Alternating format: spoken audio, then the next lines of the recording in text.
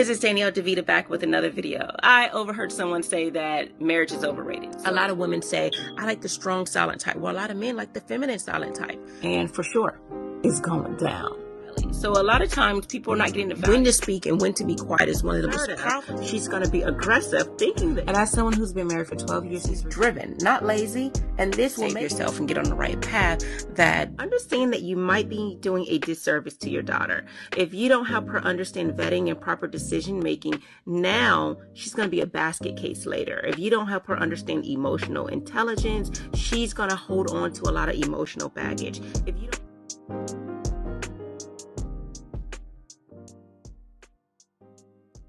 Thank you for tuning in to Mrs. Danielle DeVita. I am back with another video, everyone. So welcome back. So if you didn't know, I am a relationship and femininity coach. I have been married for 13 years, and my goal is to help both men and women be in relationships that's best for them. I am going to talk about 3 things I would tell my son once he's in the dating phase. And I actually have 2 sons, so it'll be 3 things I would tell both of my sons once they're in the dating phase. And the dating phase to me is, I would say, 12.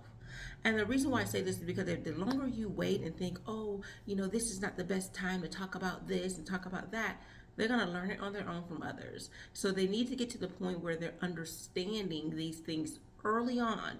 The same thing I say when I talk about my daughter, I want her to know these things early on. So when she's faced with these situations, she already knows, instead of like, oh, well, I don't want her to date till she's 16, so I'm not going to tell her things till she's 16.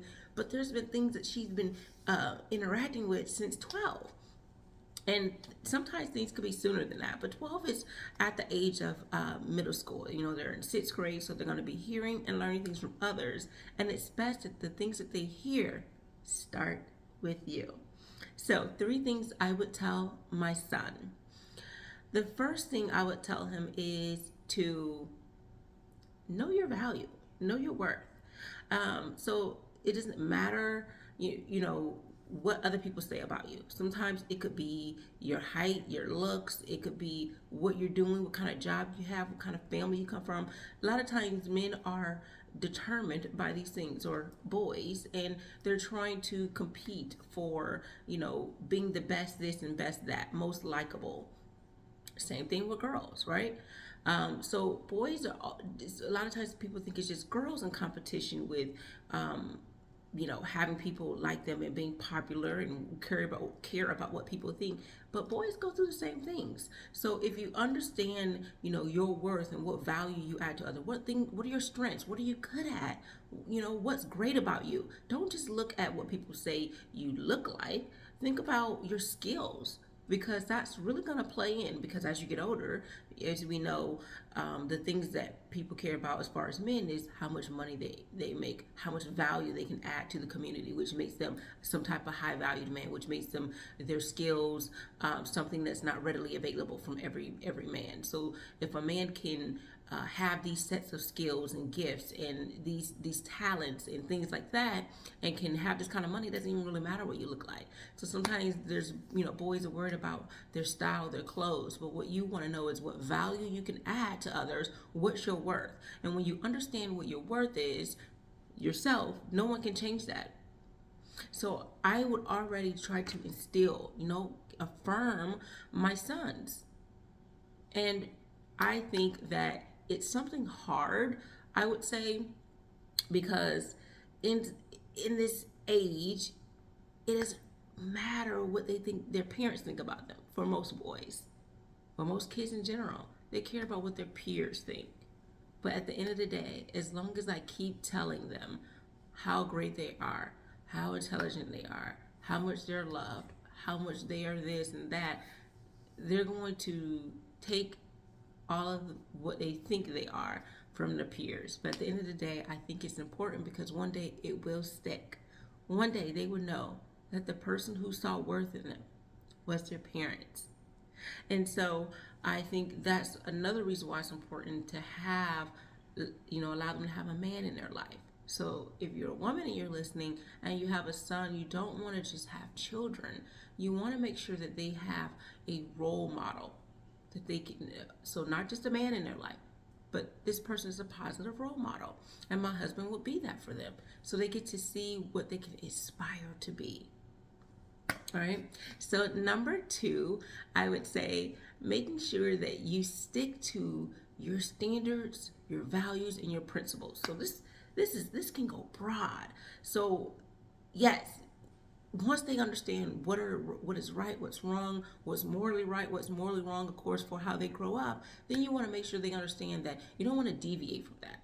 Not even just friends, and surely not girls. You don't want, having this girlfriend, you know, compromise your integrity, compromise your character, compromise who you are.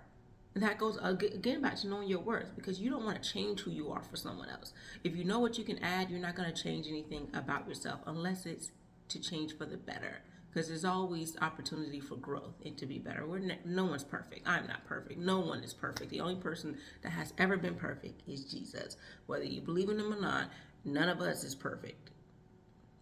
All right. And so I truly believe that if we help our sons know what their standards should be, their values, their principles, if they are firm in that, no one's going to have them deviate from that. Even if they backslide and things like that, they're going to remember, they're going to stand firm on that.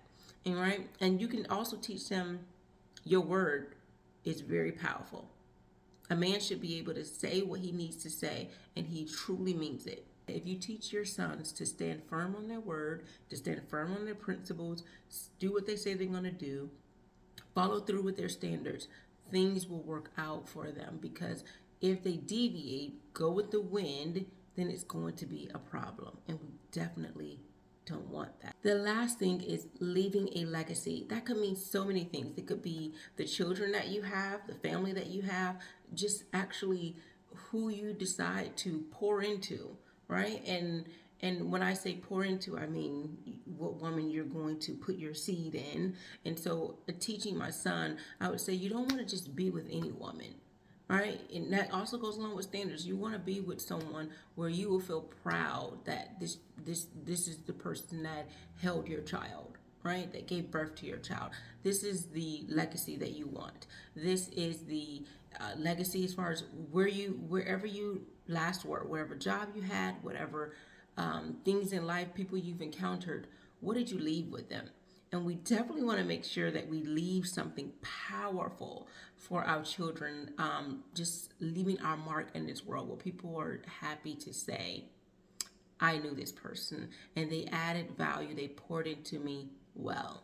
You're telling your sons where you last worked, where you last communicated and interacted with others. What mark did you leave? What legacy did you leave? The legacy, who you're pouring into, what children that you're leaving, what wife or the mother of your child, who is this person? Because that person will also be part of your legacy. Anytime you bond with someone, you're leaving a piece of you. And what are you leaving? So it's not enough just to have sons and tell them about the birds and bees, but just like you should know your worth, you should know who is valuable, right? Who is worth having access to you, your body, and your legacy.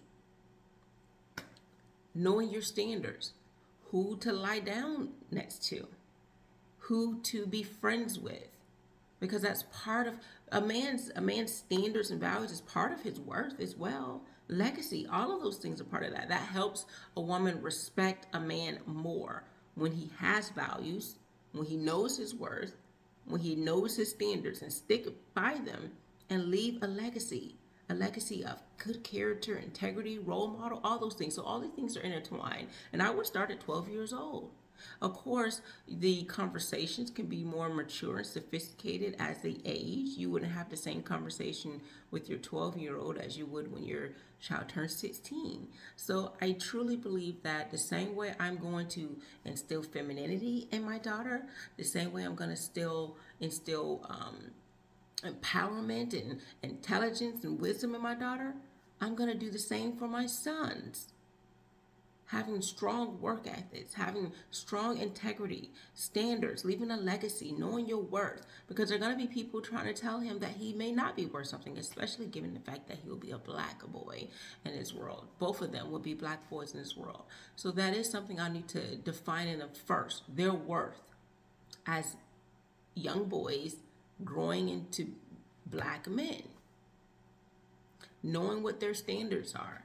No matter how times get hard, you don't want to do illicit means. You don't want to give the wrong crowd, the wrong woman, the wrong girl. You don't want to do that. These are your standards, and you're going to stick by, because that's what a man does. He sticks by his word, just like Daddy did. You're going to leave a legacy. He's leaving a legacy. That's what my husband is doing. And I want my sons to do the same thing. So a lot of this can, you can look at a good role model to see that. And that's why it's important to have men in their life. So even when I'm not around to tell, they're able to see from what Daddy did. So that is all I have for you. So if you have sons, definitely go ahead and instill some of these things in them, because I think it's just as important to talk to our young boys as it is our daughters. So if we want the men to be leader in the world, we have to start with them young, how to be leaders, because all of these things form in their head. Young people are becoming, very mature at a young age. My sons are very young, and they're very astute, intelligent, and I think that they'll be ready for this information at 12. And maybe if your son, depending on where they live and their environment, you may have to tell things a little bit sooner. Who knows? So that is all I have. Thank you so much for tuning in to Mrs. Danielle DeVita. To learn more about my content, you can go to mrsdanielledevita.com. I am across all social media. I have a podcast on Spotify, Feminine Energy with Danielle DeVita. I have a book that's out for men, Command Respect from the Woman You Want. Don't worry, ladies. I have a book for you all that'll be coming out going into the late spring summer, which is called Girl, Go Get Your Husband, and a book for teenage girls, Boy, Bye. So stay tuned, you all. Take care.